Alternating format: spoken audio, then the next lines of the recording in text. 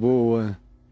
Eu estava vendo essa vinhetinha, que já tem 20 anos de idade, a mesma vinheta que o meu queridíssimo Edivaldo fez quando eu mudei do Rio para Brasília e começamos aqui um programa na televisão, aliás, dois programas. Um amigo me deu um programa de 1 hora na Band e um outro amigo deu um programa de mais 1 hora na TV Brasília. E era só para transmitir a mensagem que eu pregava nos primeiros encontros do Caminho da Graça aqui em Brasília, e não havia Caminho da Graça ainda em lugar nenhum do Brasil, só o Café com Graça no Rio, que eu comecei em Copacabana, vim para cá, e aqui comecei o Caminho da Graça. E nós nos reuníamos no Teatro La Salle, que é um lugar grande aqui na Asa Sul do Plano Piloto de Brasília, uma reunião muito gostosa, que a gente teve durante 8, 10 anos lá, reunidos naquele lugar. Foi muito especial para milhares de pessoas na cidade que se ajuntavam ali e ouviram a palavra do Evangelho da graça de Deus. E vinha gente de todos os tipos e grupos e linhas e campos políticos, ideológicos, religiosos, ou sem campo ou ideologia nenhuma, tanto fazia. Todo mundo se sentiu muito bem. Eu encontro com milhares de pessoas pela rua que lembram dos anos que frequentaram lá e como mudou a vida delas, a consciência, o discernimento, as impressões e as interpretações delas na vida para sempre. E hoje a gente está aqui, como eu disse, nós vamos ter 40 minutos, 1 hora todo dia, até chegarmos ao momento do recesso, que vai ser aí pelo dia 19 e 20. É quando eu vou dar um descanso para o pessoal que me ajuda. E não vou sair de férias, mas vou receber a família, quase toda. Só está faltando o meu primogênito, o Ciro, que nessas épocas é justamente a hora mais ingrata para ele, porque é tempo de muitos autos de Natal, cantatas e outras coisas, e ele participa de muitas, profissionalmente falando. Então vai se ocupando até o Réveillon, é muito cheio. E aí, normalmente, ele acaba vindo depois que os irmãos já foram.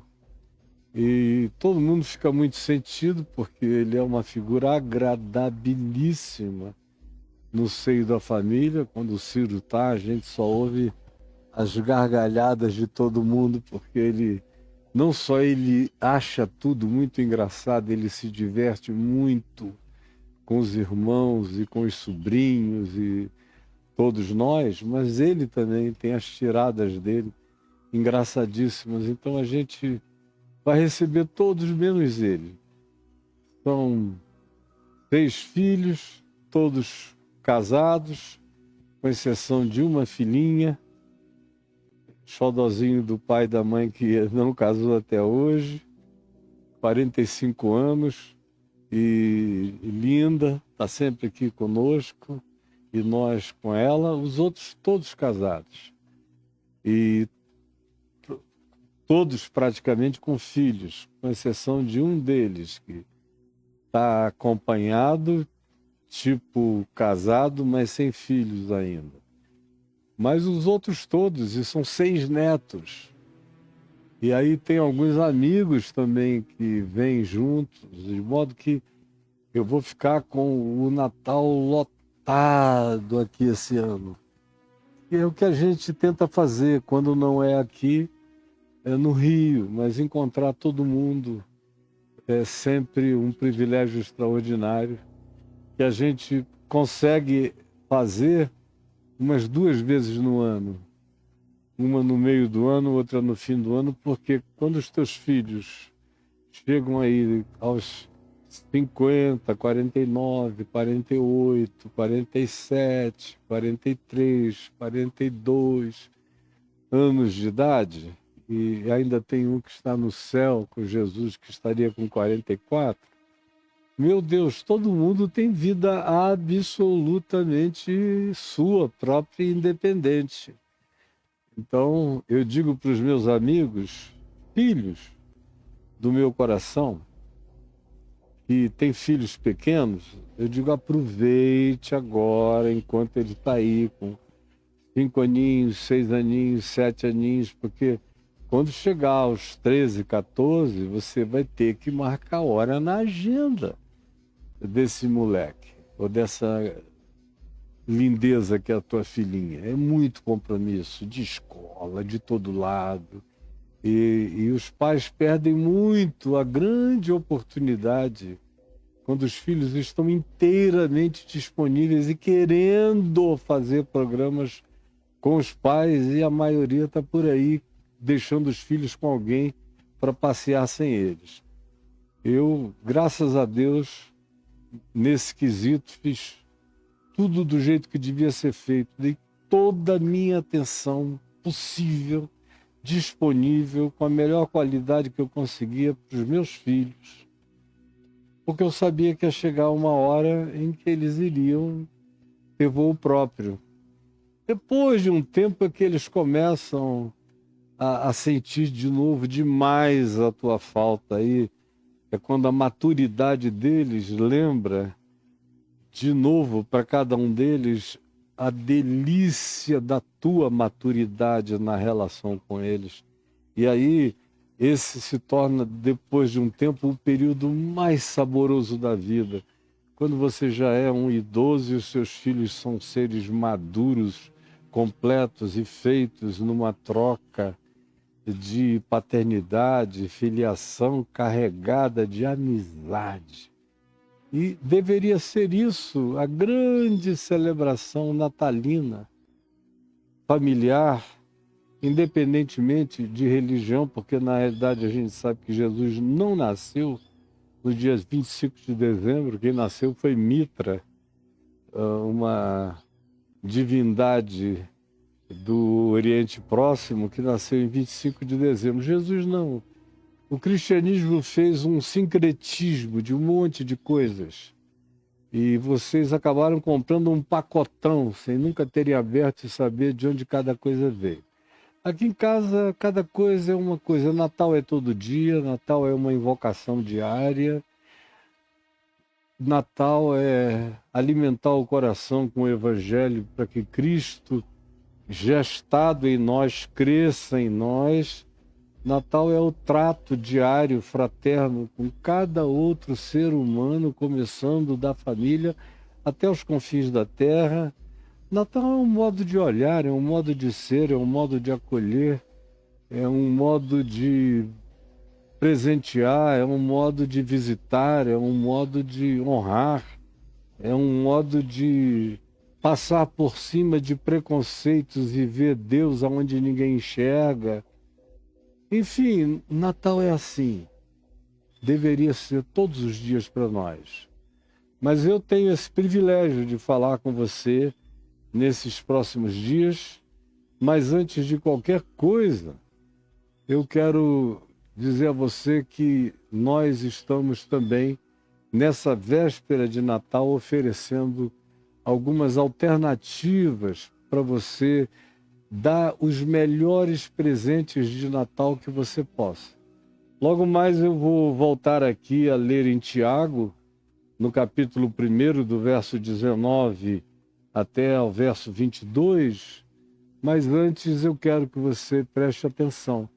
Se você escrever aí caiofabio.com.br/cursos, você chega em todos os meus cursos, especialmente no curso que nós estamos oferecendo a você hoje, que é o Reconexões.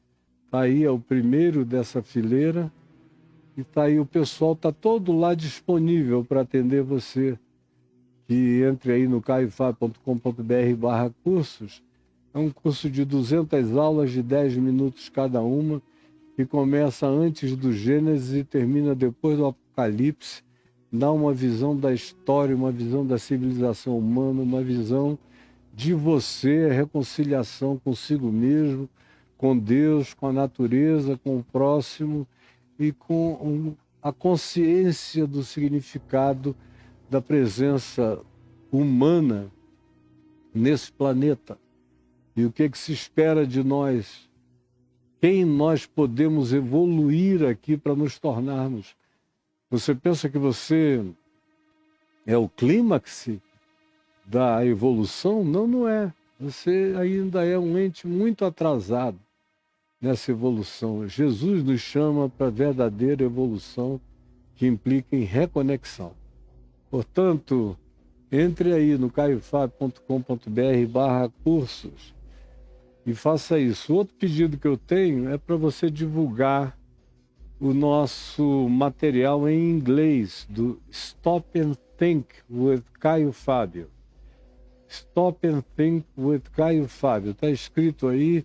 Mande para todos os amigos e amigas que não falam português, mas que entendem inglês em qualquer lugar da Terra. Mande para eles. Stop and Think with Caio Fábio. Faça isso hoje.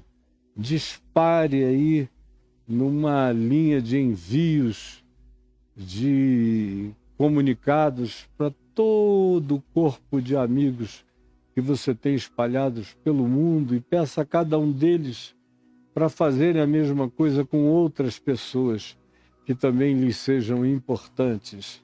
Tá bom? Gente querida,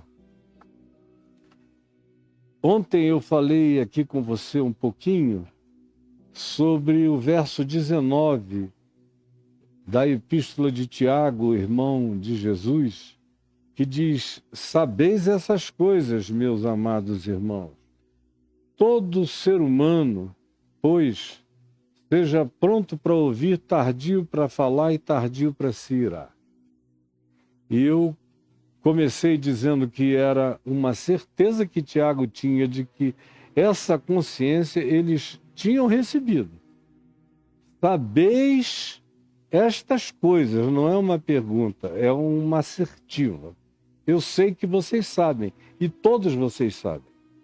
Isso foi ensinado, é uma basicalidade. Qual? Essa de estar, antes de tudo, pronto para ouvir. E ontem eu falei uns 40 minutos sobre isso tudo. Pronto para ouvir, e seja, além de pronto para ouvir, tardio para falar. Nada de pressa no falar, porque a gente peca o tempo todo com a língua e com a precipitação temerária das nossas muitas opiniões. Quem tem muita opinião para dar comete muito mais erro do que consegue imaginar. É melhor ouvir, ponderar, ver, conferir, para quando você falar, você não ter que sair se desculpando pelas coisas que você diz. E normalmente, quando o seu falar é fruto de subtezas, é fruto de pautos, de imediatismo, você acaba atropelando a vida. E tardio para se irar. Eu falei longamente sobre isso, como é possível se irar sem pecar, como a ira às vezes é uma necessidade, mas que precisa entrar em estado de controle. Do contrário, ela nos domina, nos muda, nos desfigura e nos arruína. E não raramente acaba com a nossa vida ou faz a gente destruir a vida de outros. Cuidado com a ira que se aninha no coração. Aquela ira sobre a qual Paulo diz que a gente dorme sobre ela, a introjeta, leva para o inconsciente, ela se esparrama no todo do nosso ser, ocupa cada escaninho da nossa alma com esse espírito iracundo, irascível, irritado, belicoso, confrontador, amargo. E muita gente que começou boa na vida termina muito mal, porque brincou de se irar, se permitiu irar-se, e a ira tem uma vocação natural para se cronificar. E eu disse ontem que tudo isso decorria do fato do que diz o verso 18, pois, segundo o seu querer, Deus nos gerou pela palavra da verdade. Assim como o universo foi criado pela palavra do seu poder, pela palavra da ciência, palavra da sabedoria, palavra da fenomenologia, que, tomando o corpo, deu formatação, vida, estruturação, configuração a todas as formas de existência neste universo e nos multiversos. Tudo criado do absolutamente nada pela palavra do seu poder, também pela palavra da verdade, que é o Evangelho, ensinado por Cristo, vivido e encarnado por Jesus. Ele nos fez isso, nos gerou. A palavra usada é aquela da colisão de um espermatozoide com um óvulo, um Big Bang. Quando o espermatozoide e o óvulo colidem e um Big Bang da nova vida começa, nós fomos gerados por esse encontro. E nesse encontro, que não é o encontro só do espermatozoide com o óvulo no ventre materno, Tiago aqui está falando de um outro encontro. Não é do esperma biológico e do ovo biológico, do óvulo biológico. Ele está falando da palavra da verdade encontrando o óvulo do coração, o óvulo da alma, o óvulo do espírito, o óvulo do amor, o óvulo da vida, que todos temos e anda perdido dentro de nós. Anda sendo jogado o tempo todo nas menstruações não aproveitadas da nossa vida. Mas quando a gente tem essa graça de que a semente santa, como diz Pedro, o esperma divino, aqui em 1 Pedro, a divina semente, o divino sêmen, que é o que Pedro fala no original grego, no texto. Quando esse divino sêmen, essa divina semente entra no coração, no óvulo, no útero da alma da gente, Cristo começa a crescer em nós. É isso que ele está dizendo. E a gente vai se tornando na manifestação primeira da nova humanidade. Esse é o projeto de Deus em Cristo. Criar a partir de mim uma nova humanidade. Não segundo Adão, mas uma humanidade segundo Jesus, segundo Cristo, segundo Adão. Eu estou aqui não para me tornar o Adão do jardim, eu estou aqui para me tornar o Cristo de Deus, herdeiro de Deus, me tornar a semelhança do Cristo eterno, que é o primogênito entre muitos irmãos, como diz a Epístola aos Hebreus, e Tiago diz aqui, fomos gerados por essa palavra da verdade para nos tornarmos as primeiras criaturas dessa nova humanidade. E é condição sine qua non para essa nova criatura que ela aprenda a ouvir, porque Adão não sabia ouvir, tanto é que foi engravidado pelo ouvido, que aprenda a não falar. Mais difícil do que aprender a falar é aprender a não falar. E que aprenda também a não se irar, a colocar a ira sob o controle, porque ela tem o poder de, em sendo animada por nós, nos descontrolar para o resto da existência e nos inviabilizar para a vida, e daí não surge nenhuma nova criatura, nenhuma nova criação, nem um novo homem, nem uma nova humanidade, nem uma nova mente, nem uma nova maneira de ser e de viver. E aí a gente lê, na sequência do que está dito aqui, a razão para não se irar é porque a ira do homem não produz a justiça de Deus. Eu me lembro que, quando eu me converti, eu estava muito reativo. Eu vinha sendo treinado há algum tempo para reagir. Eu não era uma pessoa que procurava confusão, mas eu nem pensava. Se alguma coisa tocasse de maneira estranha em mim, a minha reação era um reflexo, na hora. Era até meio perigoso, porque eu sabia onde reagir. E como reagir, com quem reagir, era tudo uma questão de segundos. E meu pai me disse, você vai ter trabalho também, além das outras coisas que você assevera como sendo dificuldades eventuais que você terá, você vai ter muito trabalho para controlar essa sua ira, o reflexo da ira, o reflexo da resposta, ou do ataque. E ele já tinha visto como eu, cheio de amor e de vontade de servir a Deus, tinha tido 2 ou 3 reflexos. Uma vez com um filho de um amigo nosso, mais velho do que eu, 1 ano ou 2, e que me viu convertido e falou tanta besteira,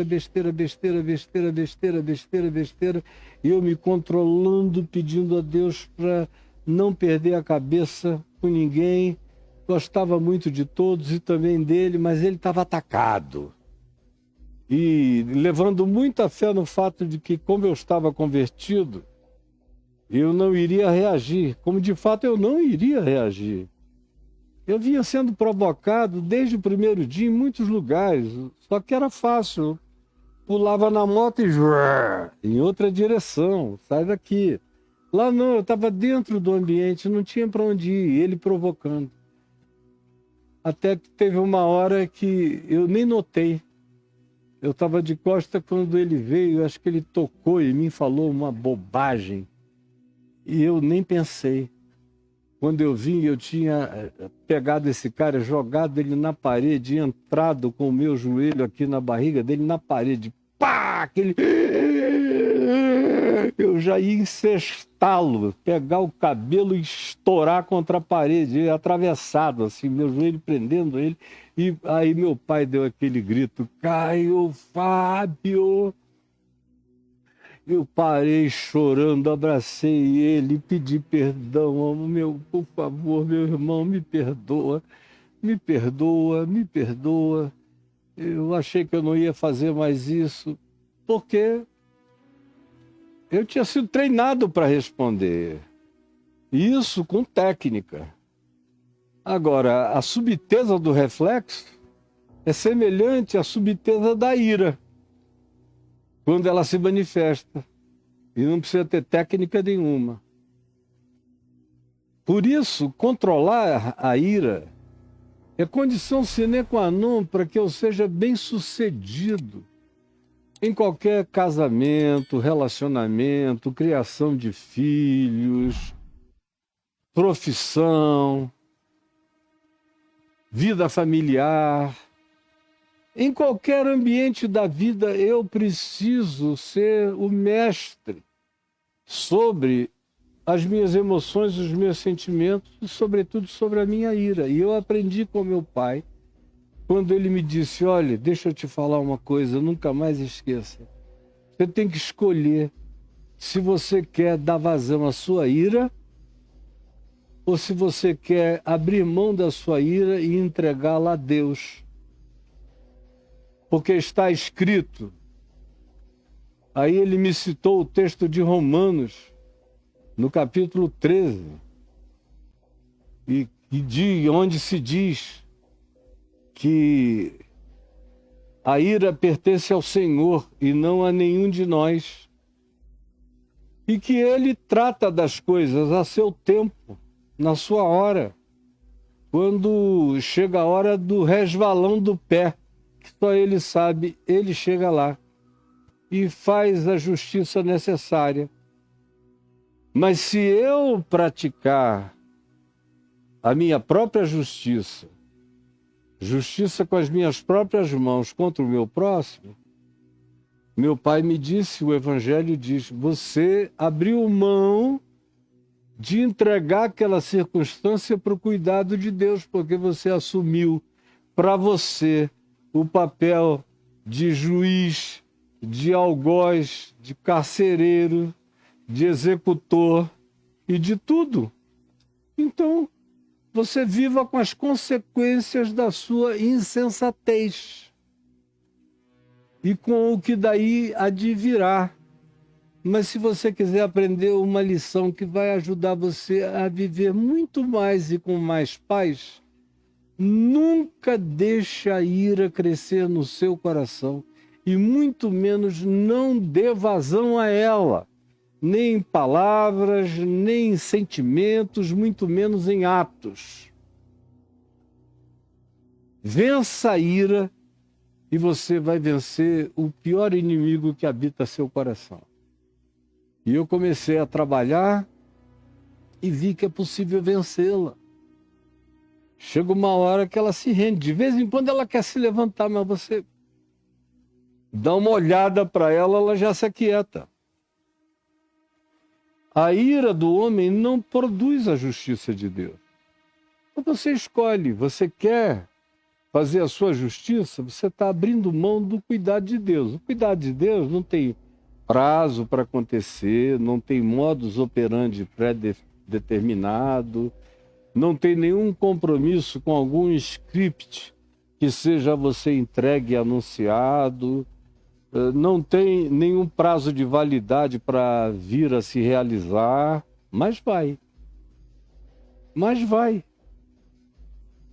Faz 52, vai fazer 53 anos que eu tenho tentado todos os dias em que isso me é posto como uma provocação, não exercer a minha própria ira, antes me calar, escutar, tardar o meu falar e não me irar. Porque eu não quero tomar o lugar de Deus em relação ao meu próximo. Eu sou injusto, eu sou precipitado, eu sou exagerado, eu não conheço o coração dos outros, eu julgo segundo a aparência, eu julgo também carregado daquilo que cresça de pior em mim, como antipatias, reatividades ou coisas do gênero. Com amor próprio ferido e machucado, você pode virar um diabo achando que é um servo de Deus. Então eu abri mão disso aqui, eu não quero praticar a minha justiça. Como consequência, eu tomei uma decisão, nunca levei ninguém a juízo. Já me levaram por coisas variadas, por bobagens, à vontade. Agora, eu nunca levei ninguém. E eu já levei cada cacete que eu podia, se tivesse levado a juízo, com documentações e provas que eu tinha gente que tinha ido para a cadeia. Eu nunca fiz nada. E quando pais e esposas vieram me pedir, por favor, reverendo, não leve, eu digo, não, fique em paz. Fique em paz. Eu não vou levar, nunca levei. Não levarei, vou morrer sem levar ninguém à justiça, se Deus quiser. Quando o meu filho Lucas morreu, eu sabia quem era. Aí várias pessoas vieram me dizer, os pais da moça são ricos, eles podem pagar uma grande indenização. Eu falei, o que pode indenizar a vida do meu filho? Deus me livre de pecar contra a vida do meu filho, botando um preço na morte dele. Não, eu não quero nada. Eu não quero nem dar parte a polícia e o governador me perguntando, reverendo, o senhor não quer que eu mande as autoridades competentes para irem lá e fazerem o que a justiça mandaria fazer? Eu disse, por favor, não. Não, mas é fácil, a gente sabe quem é. Eu digo, meus também. mas eu não quero. Deixa essa pessoa lá, ela já está perdoada.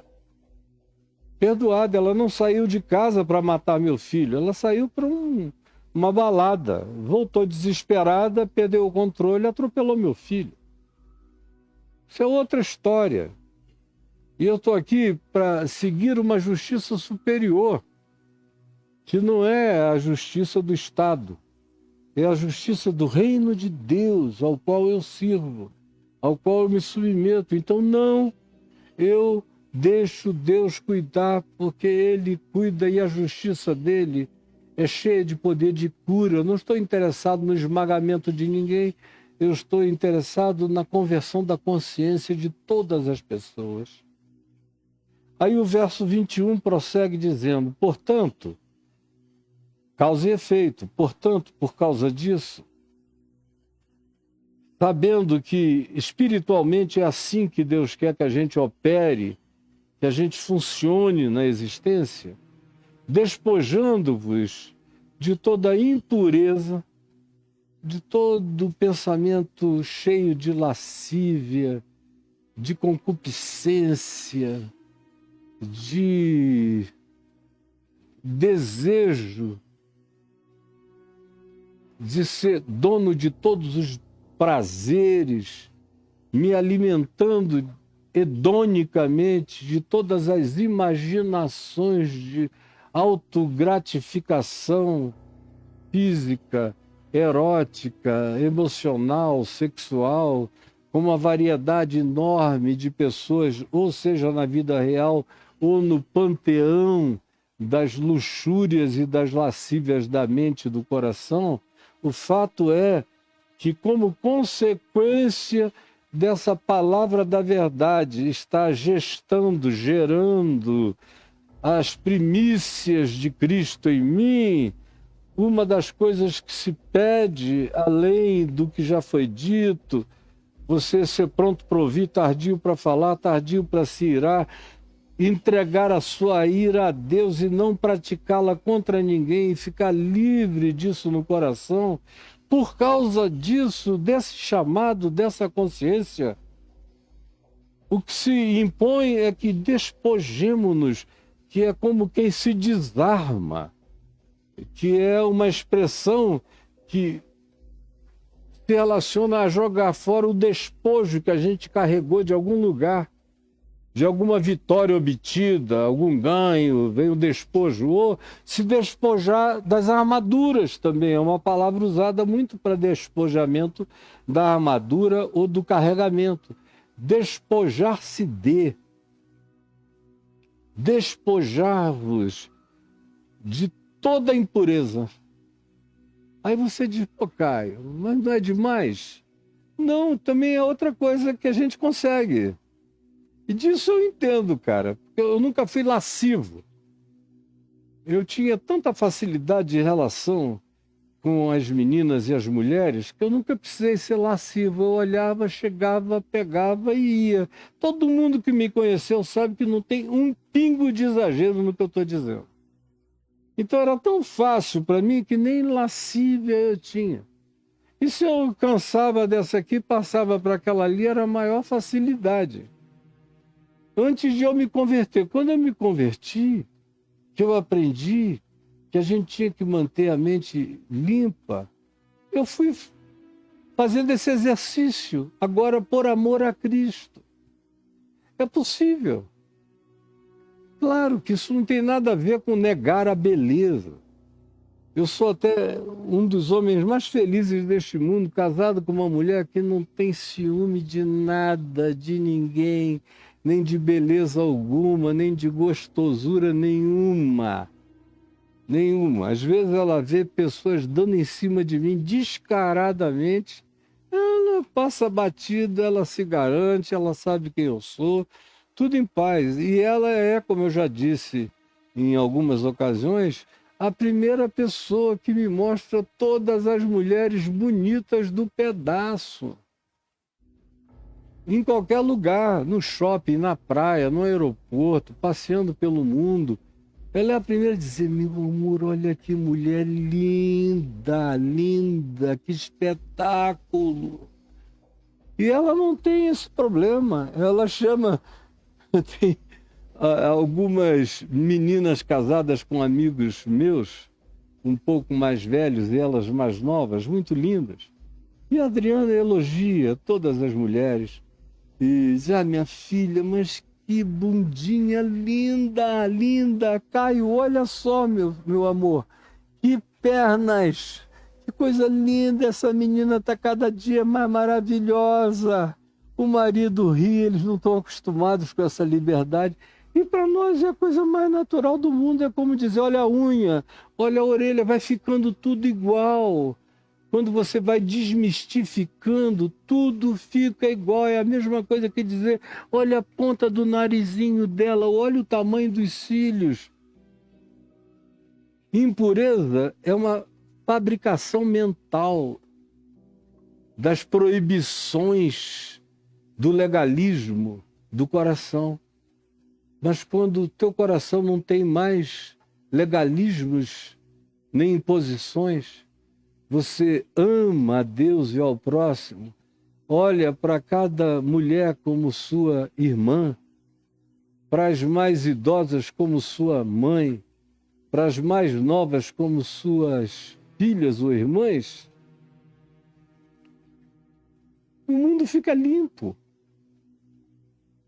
E você se manifesta com toda naturalidade. O que faz a mente ficar muito impura é a proibitividade, é a negação. Não olha, não pegues, não toques, como Paulo diz aos Colossenses. Essas coisas que ficam dizendo a vocês, não olhes, não olhe. Não toques, não bebas ou proves, não sintas esse cheiro que é sedutor. Paulo diz aos Colossenses, essas coisas que ficam dizendo a vocês têm aparência de sabedoria, de piedade, de santidade, mas não tem na prática nenhum valor real, mental, emocional e afetivo contra a licenciosidade, contra a impureza, contra o motel lascivo, contra o panteão de desejos eróticos na mente de um monte de gente. Quanto mais você diz, eu não vejo, eu não toco, ai não, isso eu não posso, mais doente você fica. Quanto mais natural você transforma tudo, mais saudável você se torna. Eu me lembro uma ocasião dos meus filhos comigo na praia de Camboinhas, eles eram adolescentes, aquele monte de mulher bonita, todo mundo com fio dental, aquelas bundas lindas, peitos lindos. E tinha um grupo delas de 4 na areia, pertinho da água, fazendo um castelinho de areia que toda hora a onda levava. E elas estavam ali todas com aquelas bundas lindas, voltadas para a areia, aquele bando de homem, quase que de binóculo. Aí lá vinham os meus filhos com os colegas deles, adolescentes. Aí disseram, pai, poxa, pai. E elas estavam bem na minha cara, eu estava bem na frente delas. E não dá, assim não dá. Como é que a gente vai segurar esse negócio? Aí eu falei, por que vocês não sentam aqui comigo? Aí sentaram, eu falei, qual dessas bundas é a mais bonita? É impossível dizer. Aí eles começaram lá já a se distrair com... Aí tal. E para o senhor, qual é a mais bonita? Eu digo, para um cara da minha idade, eu acho que aquela ali é a mais bonita de todas. E não dá vontade de pegar? Aí eu falei, quando eu tinha a idade de vocês, talvez eu já tivesse até ido. Há muito tempo, chegado lá, ia fazer o castelinho com elas, daqui a pouco eu estava levando para outro castelo. Mas não precisa ser assim. Basta vocês admitirem que é bonito, e não tem só elas aqui não. Essas é questão de 4 aqui, 2 metros na cara de vocês, 3 metros. Mas olha só, tá a praia toda lotada. E quem vem à praia tem que ter os olhos tarados, saudáveis, para poder enxergar mulher bonita, homem bonito, gente bonita, e daí? É como olhar a paisagem. Você tem que crescer e se desenvolver para admitir o belo com toda a naturalidade. Você tem que ter a naturalidade de dizer: Jesus, obrigado por tanta gente bonita passando diante de mim. Ainda tem tanta gente bonita esteticamente no mundo. Permite que o coração de cada um desses se torne também tão belo quanto a exterioridade deles. Começa a orar pela beleza, a tratar a beleza com naturalidade, que você vai ver que ela se torna só estética, apreciável. E você é despojado de toda impureza. E também acúmulo de maldade. Porque a ira, a impureza não, mas a ira produz muito acúmulo de maldade. Porque o indivíduo que se acostuma a irar-se, começa também a desenvolver fantasias agressivas. Ou do que diria, de como bateria, zangado, uma banda que daria, o cara pá, cairia, um chute, uma cotovelada, qualquer outra coisa, ou uma palavra humilhante, pública. Tudo isso é acumulação de impureza, que você vai produzindo esse lixo mental o tempo todo, e a tua alma vai perdendo toda a conectividade, as tuas vibrações espirituais, emocionais, mentais, todo o seu poder vibracional, toda a sua comunicação espiritual, psíquica e de todos os níveis de vibratoriedade, de comunicabilidade que emanam de nós vão ficando do pior tipo possível, com esse acúmulo de maldade, acúmulo de impureza, acúmulo de maldade. Aí, qual é a contrapartida disso? Tiago diz que a contrapartida é acolher com mansidão a palavra em nós implantada. É não brigar contra o evangelho em mim. Acolher com mansidão a palavra em nós implantada, que é equivalente a não discutir com o evangelho, que é equivalente a não desafiar o evangelho, que é equivalente a não me insurgir, a não me levantar, a não me revoltar com a palavra em mim implantada. É não chegar à torpe e louca conclusão de que você teria alguma coisa a melhorar no mandamento da vida, que foi dado por aquele que criou você e que sabe o que constitui e o que produz realmente vida espiritual, vida psíquica, vida mental, vida emocional, vida neural, saúde física e todas as demais coisas.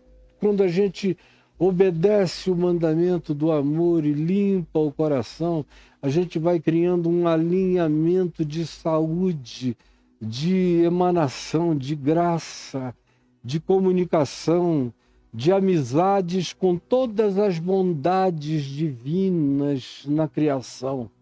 Vão se tornando completamente amigas e coadjuvantes, participadoras e contínuas do bem-estar e do sucesso de vida da nossa existência. Portanto, vença isso acolhendo com mansidão a palavra em você implantada, que é o Evangelho. Acolha o Evangelho, dê razão ao Evangelho, pratique o Evangelho, faça isso e você vai ver que as outras coisas vão começando a morrer. Você não vai mais alimentá-las, elas não vão ter de onde se nutrir, começam a secar e morrer.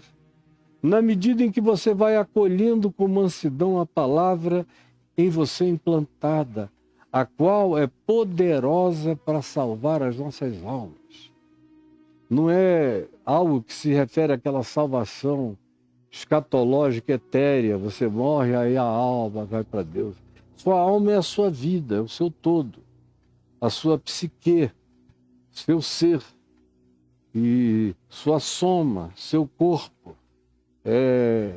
oferecer-se como um sacrifício vivo, santo e agradável a Deus, que é o nosso culto racional. Eu entrego corpo, mente, espírito. Acolho a palavra em mim implantada, deixo que ela cresça, não brigo contra ela, não estabeleço fronteiras, não digo que ela só pode se expandir num corredorzinho que eu defini, porque aí ela não vai a lugar nenhum, ela só se desenvolve em mim se eu der todo o espaçamento do meu ser, para que ela se expanda e cresça dentro de mim. Isso é o que traz essa segurança, essa saúde para minha mente, para minha alma. Isso me faz tornar-me, pois, por causa dessa obediência, praticantes da palavra, e não somente ouvinte, enganando-nos a nós mesmos, que é um dos maiores problemas dos crentes, dos cristãos, que recebem essa palavra aqui e acham que basta decorá-la, saber onde está. Tiago, capítulo 1, se não me engano, no verso 18, 20, 22, por aí.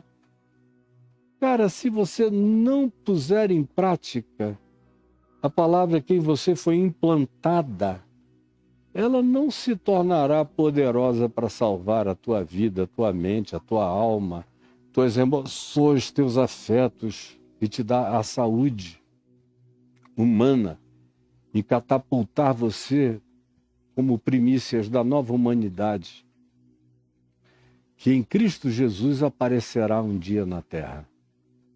Não é fruto da igreja, a igreja já provou que ela é pior do que a velha humanidade. Uma igreja de Adãos ia ser muito melhor do que essa igreja de diabãos que a gente tem por aí, mas a nova humanidade, ela é feita de uma igreja onde todo mundo é Jesus. A nova humanidade é feita de uma igreja onde todo mundo é Jesus, viu, Clarinha? A nova humanidade é feita de uma igreja onde todo mundo é Jesus. Cada um com a sua personalidade, com a sua individualidade, no seu processo de individuação, ficando, todavia, a cara de Deus em Cristo Jesus. Esse é o processo da expansão da palavra em mim implantada, criando em mim não só a semente, mas a expansão com a crescente configuração do que será a expressão da nova humanidade que eu sou chamado a constituir em Cristo Jesus. Você quer fazer parte dessa nova humanidade? Então pare de se enganar a si mesmo, só dizendo que decorou, que sabe, que aprendeu isso, aquilo, aquilo outro, e não pratica nada, não vive de amor e do amor e para o amor. Na verdade, na graça de Deus, andando na luz, você é só um ser em auto-engano, em auto-negação, que não se enxerga e fica tirando onda de que é filho da luz e é filho da pior sombra possível. Senhor Jesus, eu quero pedir que essa palavra simples tenha entrado no coração de alguns, de alguém ou de muitos. É o que eu te imploro que aconteça agora, em nome de Jesus. Amém e amém. Olha só, gente boa, querida, você está vendo aí escrito um Pix, que está passando Caio e Adriana. Eu sempre digo que foram amigos que pediram para eu botar, porque foi mesmo essa história. Eu não botava. E todo mundo também sabe que eu não sou sustentado por nenhum grupo. Eu vivo do que Deus traz para mim e eu nunca sei o que vem, mas sempre sei que virá. E tá aí esse pixzinho, Caio e Adriana, é um CPF, é pessoal, pessoa física. E neste mês eu estou, pela primeira vez, dizendo, vou ficar muito, muito, muito, muito mais alegre do que eu fico toda vez que eu aqui falo sobre esse assunto agradecendo, porque nesse mês eu estou de fato precisando. Tudo está dobrado aqui em casa e ainda tem mais os só filhos com os companheiros são 12, com mais os netos são 20, com mais alguns agregados, vem uns 25 aqui para casa. E chegam aí pelo dia 20, 21 e vão ficar até o final do mês. E aí o velho aqui precisa de uma certa ajuda. Se você quiser me ajudar, o Pix é esse aí. Dessa vez eu vou ficar muito, muito grato, tá bom? Tem um outro Pix passando aí. Esse é de fundamental importância. Para esse, todo dia eu digo, não deixe de participar e de contribuir. Por quê? Porque é o Pix com o qual a gente paga os que trabalham aqui conosco, que estão ali dentro, cortando, editando, dentro da sala ali de edição e de corte, de direção de TV. Tem os que estão fora daqui trabalhando online. Tem muita gente. Eu não faço isso aqui sozinho, de jeito nenhum.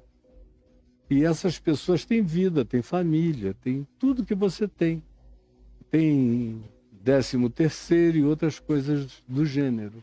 Se você puder ajudar, tá aí, ó. CNPJ, fácil de contribuir usando. E tem alternativas a isso. É só escrever caifab.com.br e apertar o Enter. E aí você cai no meu blog, lá em cima está escrito contribuições, clique lá. Aí você cai nesse ambiente de contribuições, tem 2 bancos, o Banco Santander e o Banco do Brasil, cada um com suas contas, agências e respectivas contas e CNPJs. Vá adiante. Se você quiser usar um desses bancos, eles estão aí. Agora pode ir adiante também. Eles de novo se repetem nessa página, Santander e Banco do Brasil, tudo igual. Cartões de crédito que todo mundo sabe como usar. Seja generoso, pague seguro, e o PayPal para aqueles que veem a gente no exterior e que querem também emanarem-se a nós, ajudando-nos de uma maneira muito especial nesse tempo em que tudo é dobrado aqui no Natal. Então, se puder ajudar, você é muito bem-vindo.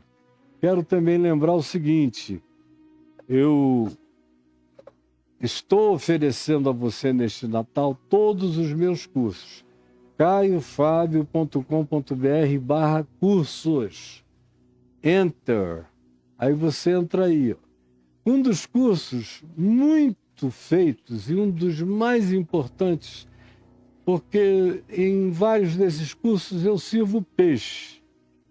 Mas no Jesus a Chave Hermenêutica eu ensino a pescar. Eu te dou caniço, vara, tarrafa, mulinete, currico para você pescar tucunaré grande em águas profundas. Ou seja, ensino você a andar com as próprias pernas, a se tornar um indivíduo dependente de Deus e interdependente de amigos, irmãos, família, mas sem aquela dependência horrorosa.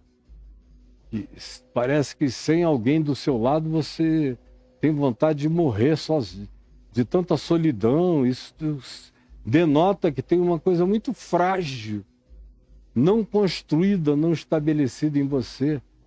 O Evangelho não nos cria um espírito de independência relacional e fraterna, de modo nenhum, mas nos salva de toda e qualquer necessidade de agremiação. Deus não nos salva na agremiação, é na cruz, é em Cristo, é na internalização dessa fé. E é isso que eu quero ensinar a você, dando a você a chave de ter Jesus como chave interpretativa para tudo, para ler o Velho Testamento, para ler o Novo Testamento, para ler literatura universal, para ler o que você quiser, examinar todas as coisas sem medo de nada e reter o que é bom. Pegue aí para você o Jesus, a chave hermenêutica, e não esqueça de uma última coisa. Eu lancei, tem 2 meses, um documentário muito, muito legal chamado O Futuro é Pré-Diluviano. O Fui futuro lá, ó, tá é aí. pré-diluviano. Aí você diz, mas que é isso, Caio? Eu digo, foi Jesus quem falou isso. Ele disse, assim como foi nos dias de Noé, assim também será nos dias da vinda do Filho do Homem. Traduzindo, o que ele disse é que o futuro, porque o Filho do Homem ainda não voltou, é pré-diluviano. Então assim também será nos dias da vinda do Filho do Homem. Significando que se eu quiser saber como é que será o mundo nos dias da volta de Jesus, e do tempo em que a gente se aproxime desse tempo, desse zeitgeist celestial, dessa vinda eterna do Filho do Homem, dessa intervenção de Deus na loucura humana, se viajar para como era o mundo antes do dilúvio de Noé, a gente entende, eu entendo, nós entendemos tudo isso muito, muito melhor. Foi por isso que eu peguei um grupo de pessoas e levei para a Turquia, para ilustrar isso muito bem num lugar chamado Göbekli Tepe, num outro chamado Karahan Tepe, e numa cidade subterrânea chamada Derinkuyu, e muitas outras coisas. E estou aqui oferecendo a você esse documentário com 5 episódios, onde eu conto a história inteira para você de como as coisas eram antes do dilúvio. E você me pergunta, mas como é que você sabe? Se você comprar o documentário, adquirir os 5 episódios, você vai entender também. Você vai aprender isso pela Bíblia, no livro de Enoque, na mitologia dos povos, numa quantidade enorme de tablets mesopotâmicos. Você vai ver que em culturas do mundo inteiro as coisas estavam ditas. Você é que nunca quis se inteirar, mas agora eu estou dando a você essa chance sóbria. Tem muita gente falando em Nefilins, em Enaquins, em Anunnakis, na internet, por exemplo. Muita gente falando. Besteira. Eu escrevi um livro, já tem agora 25 anos, 26 anos que eu escrevi o livro Nefilim. E eu já estou pensando e tratando desses assuntos há muitos anos. Tem uns 48, 47 anos que eu me interesso e pesquiso o assunto. Escrevi o livro há 26 anos atrás. Está publicado aí, quem quiser pode achar. Agora, esse documentário deixa tudo mais para trás, porque você vai encontrar uma quantidade imensa de interpretações ficcionais, mas que não tem nada a ver com a sobriedade que você encontra na Escritura, encontra no Evangelho. E Jesus falou disso, Paulo falou disso, Pedro falou disso, Judas, o irmão de Jesus, falou disso. Então, tem toda essa base, e eu não falo nada que não passe por dentro de Jesus, como chave hermenêutica, para a gente entender com sobriedade o que está sendo dito. 5 documentários para você. Beleza, e então tá aí para você. Pegue para você de Natal, para você e para sua família. Crianças entendem. Crianças entendem muito. Eu tenho visto algumas crianças, e outro dia mesmo nós mostramos aqui o testemunho de uma delas, dizendo que coisa interessante.